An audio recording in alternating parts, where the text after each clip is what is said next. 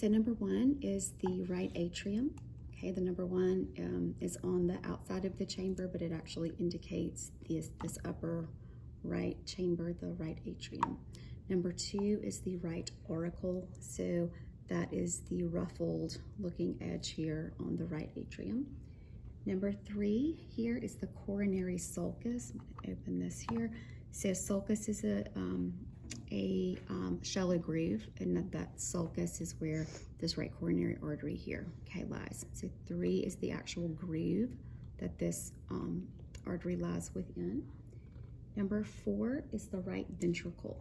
So number four here is the right ventricle. Really, of course, that is this lower right chamber here.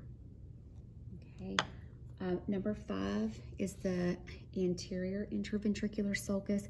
The five is here, but that represents the groove that this coronary artery lies within, or really these coronary vessels here coming up this way as well. So five is the anterior interventricular sulcus or groove there.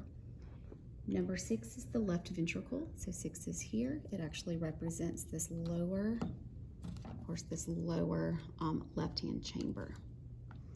And then number seven is the left atrium, representing or indicating the left upper chamber here. Okay, the pulmonary veins are going to be best seen from the back here. I'm gonna come this way. Pulmonary veins here for the right, two for the right, and two for the left. Okay, red because they contain oxygenated blood coming from the lungs. Okay, and then the pulmonary trunk, go back to the front, number 9 here is the pulmonary trunk. The trunk, the word trunk indicates that this is going to branch. So we have A here, that would be 9A, goes under the aortic arch. That's going to be going to the right lung, so that is the right pulmonary artery. B is the left pulmonary artery. Number 10 is the ligamentum arteriosum, or we say ductus arteriosus. 11 is the ascending aorta, 12 is the aortic arch, and 13 here is the brachiocephalic trunk. 14 is the left common carotid artery, and 15 is the left subclavian artery. Okay, the superior vena cava is going to be right here, superior vena cava. 17 is the right brachiocephalic vein. 18 is the left brachiocephalic vein. I'm going to come to the back. 19 is the descending aorta here. Okay, descending aorta. 26 is the inferior vena cava. Inferior vena cava.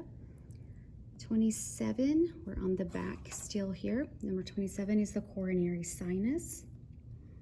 28 is turned it just a little bit towards the left side of the heart.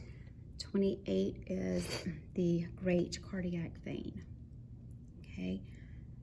29 is the left coronary artery. We're going to come back to the front. 29 is right here. Okay, 29. So this is one of those first two branches just past the aortic valve. Okay, so 29 is the left coronary artery. 30 is adipose tissue, or we say fatty tissue here. That would be all of these yellow kind of tan areas actually. So 30 is adipose tissue. The right coronary artery is number 31. Okay, so right here, 31, that's the other branch just past the aortic valve. Number 34 is the valve of the inferior vena cava. We'll look into this right atrium right here.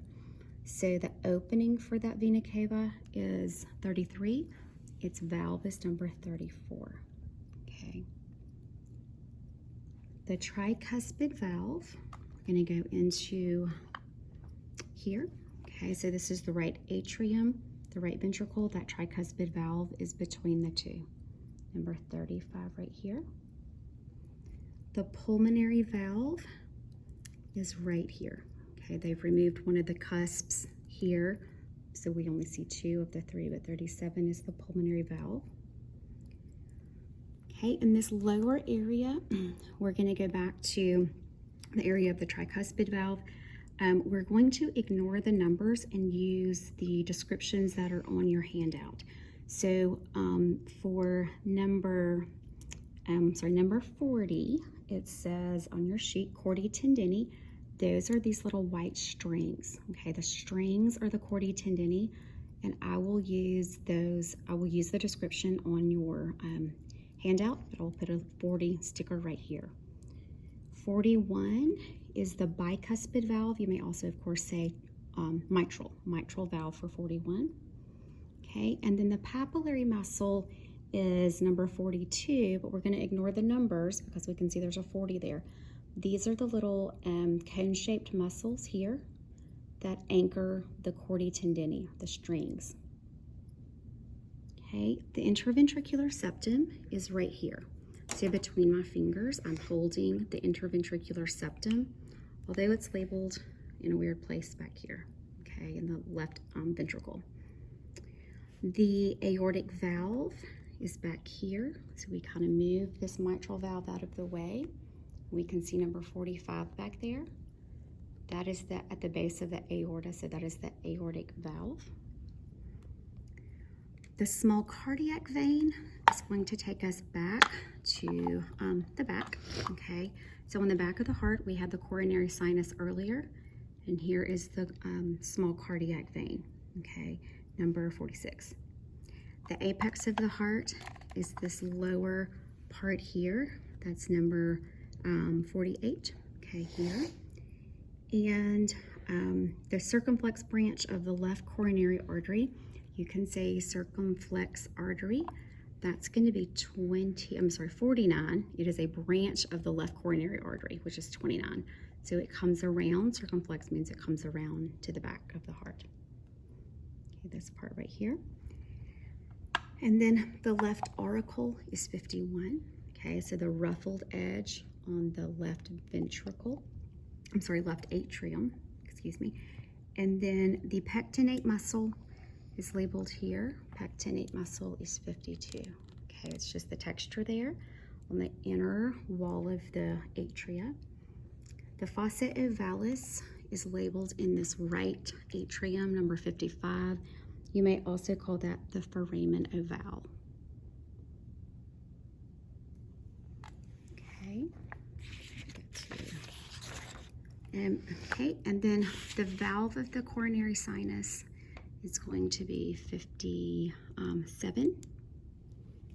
Okay, the opening of the coronary sinus would be number 58. The azygous vein, we're going to come to the back, the posterior surface of the heart. 59 is here. Okay, the azygous vein, it empties into this superior vena cava. The middle cardiac vein is going to keep us here on the back, number 60. Okay, so the middle cardiac vein is here. So we have the coronary sinus, we have the great cardiac vein on this side leading into the coronary sinus, and we have the small cardiac vein on this side, 46, leading into the coronary sinus. Okay, the posterior interventricular branch is number 61. Okay. Trabeculae carni is going to take us back to the front here. Trabeculae carni is the texture of the muscle on the interior of the ventricles. The marginal branches of the right coronary artery are going to be here. Okay, so here was that right coronary artery, marginal branches here. Okay, the right subclavian artery, we're going to go up to here. On the right side, we have a brachiocephalic trunk, number 13. We have a right common carotid, that's 65. 64 is a right subclavian. Okay, that's different than on the left side, because on the left side, we don't have a trunk, we just have a left common carotid and a left subclavian. And then we have a right mammary, artery number 26, and I'm sorry, not 26, 66, right mammary, and then 67 would be a left mammary.